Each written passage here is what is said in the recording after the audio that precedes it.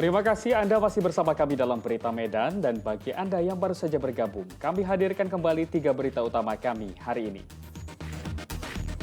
3 orang komplotan pencuri menggasak toko grosir di Kota Medan. Polisi gerebek kawasan yang sering digunakan untuk judi dan peredaran narkoba di Kota Medan. Sejumlah warga di Kabupaten Simalungun memprotes rencana konversi lahan kebun teh menjadi kelapa sawit.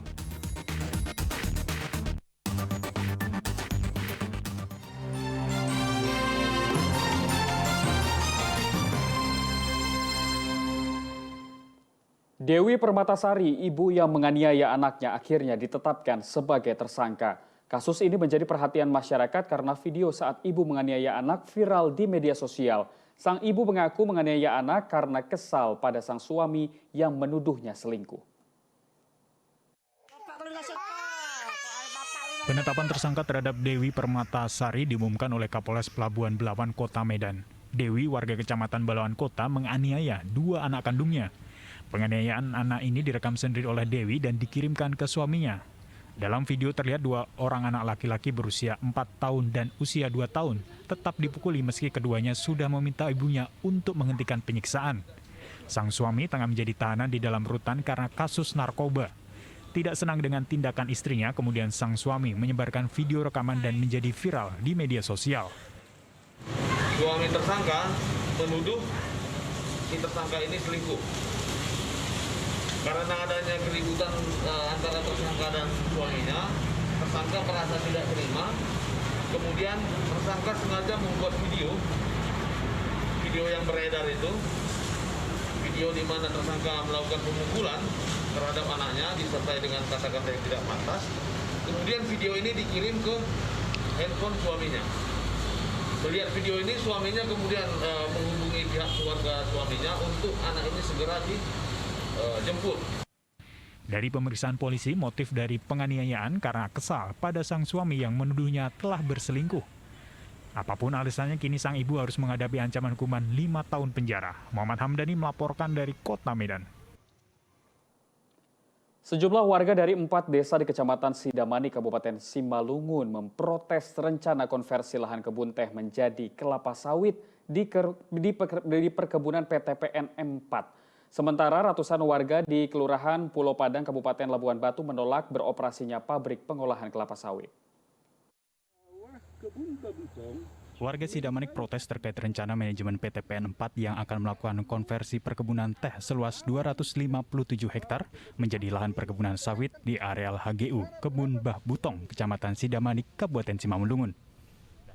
Warga beralasan konversi tanaman teh ke kelapa sawit akan merusak lingkungan mereka, seperti terjadinya bencana banjir dan kerusakan lahan perkebunan. Warga meminta agar pihak PTPN 4 membatalkan konversi lahan kebun teh menjadi kebun kelapa sawit. Alasannya sederhana aja, bahwa sesudah nanti akan terjadi sesuatu bencana, kebanjiran, ya. Tentunya dalam hal ini kami warga masyarakat Kecamatan Sidamani melakukan penolakan. Nah, tetangga kami di sini di Kecamatan Panditonga itu sudah mengalami daripada kewalahan untuk mengantisipasi banjir. Setiap curah hujan tinggi, kampung mereka akan banjir. Asisten Kepala PTPN 4 menjelaskan program konversi tanaman teh menjadi kelapa sawit di lahan seluas 257 hektar tersebut merupakan upaya pihak PTPN 4 dalam mengatasi kerugian perusahaan. Memang udah program kita. Ya karena kan kita kan teh ini kan udah mengalami kerugian beberapa puluh tahun. Iya Pak. Karena ada tahun 2011 kita berakan tuh ada ribuan hektar. Tahun 2022 700 hektar kita berakan lagi nggak kita kelola. Karena kenapa? Karena kita ada rugi gitu. Rugi ya. Jadi ya gimana menyiasati supaya kerugian itu tidak menambah beban PTPN 4. Ya. Makanya kita lakukan konversi. Iya. Perdebatan dan perang mulut antara warga dan sopir ini terjadi di ruas jalan pintu masuk menuju pabrik PT Pulau Padang Sawit Permai. Ratusan warga Kelurahan Pulau Padang, Kabupaten Labuan Batu mengadang puluhan truk pengangkut buah sawit. Aksi ini merupakan bentuk penolakan warga terhadap beroperasinya pabrik minyak kelapa sawit di sekitar permukiman mereka. Puluhan truk yang terhalang masuk akibat pengadangan ini tidak bisa berbuat banyak. Sejumlah sopir yang memprotes aksi pengadangan kalah jumlah dengan perlawanan kompak warga kelurahan. Penolakan ini terjadi sebab sejak beroperasinya pabrik pada awal Mei lalu, lingkungan tercemari polusi udara limbah sisa pengolahan produksi. Kondisi yang sama juga mencemari sumber air hingga rusaknya akses jalan akibat kendaraan bertonase besar. Hal yang mengenai lingkungan hidup itu belum terpenuhi. Artinya sampai dengan di situ, artinya ada kemudian NID lagi yang belum ada. Kan nomor induk usaha, kemudian uji emisi, kemudian instalasi pengolahan air limbah dan instalasi pengaliran air limbahnya itu kan belum terpenuhi. Ketika izin ini belum lengkap, kemudian dia beroperasi, artinya itu pabriknya itu ilegal. Dan kemudian izin-izin yang sudah dikeluarkan itu terindikasi cacat hukum. Pabrik pengolahan kelapa sawit PT Pulau Padang Sawit Permai mulai dibangun sejak pertengahan 2017 lalu, namun belum beroperasi. Saat mantan Bupati Labuan Batu, Pangonal Harhab, ditangkap KPK atas kasus suap, pabrik ini ikut diperiksa penyidik atas dugaan keterlibatan korupsi sang bupati. Belakangan, pabrik mulai beroperasi dalam 1 bulan terakhir. Warga di Kelurahan Pulau Padang menuding izin pendirian pabrik oleh bupati terdahulu tidak memenuhi AMDAL. Yan Asmara dan Tuti Alawiyah Lubis melaporkan dari Kabupaten Simalungun dan Kabupaten Labuan Batu. Sebanyak 42 calon haji asal Kota Pematang Siantar diberangkatkan dari Balai Kota Pematang Siantar menuju Asrama Haji Medan. Mereka mengikuti serangkaian acara pelepasan sebelum berangkat ke Tanah Suci. 42 calon haji Kota Pematang Siantar diberangkatkan menuju Asrama Haji Medan. Sebelum diberangkatkan ke Tanah Suci, mereka dilepas oleh PLT Wali Kota Pematang Siantar dan sejumlah keluarga yang mengantar di depan Balai Kota Pematang Siantar Kamis lalu. PLT Wali Kota Pematang Siantar pun memberikan arahan agar nantinya di Tanah Suci para calon haji untuk bersabar karena kondisi cuaca di Mekah cukup panas dan harus diperbanyak minum air. Yang hari ini mereka masuk ke asrama haji, kemudian rencana hari Jumat besok jam 6 sore kira-kira mereka diberangkatkan ke Madinah. Setelah calon haji bersalaman dengan seluruh unsur Forkopimda dan pihak keluarga turut mengantar, 42 calon haji masuk ke dalam bus untuk berangkat menuju asrama haji di Kota Medan untuk mengikuti rangkaian persyaratan sebelum berangkat ke Tanah Suci.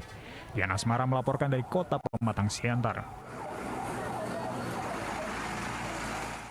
Apel gelar pasukan dalam rangka kesiapan pengamanan Pilkades serentak 2022 di Kabupaten Langkat diikuti oleh 1.000 personel polisi. Pilkades serentak tahun ini diikuti oleh 578 calon kepala desa dari 165 desa. Tingkat kerawanan yang berbeda-beda. Gelar pasukan dalam rangka pengamanan Pilkades serentak di Kabupaten Langkat dilakukan Polres Langkat di lapangan Jana Nuraga 18 Juni 2022. 1.000 personil disiapkan dalam pengamanan Pilkades serentak Kabupaten Langkat tahun 2022. Nantinya sebanyak 389 personil akan melaksanakan pengamanan di TPS di desa masing-masing yang menyelenggarakan Pilkades serentak.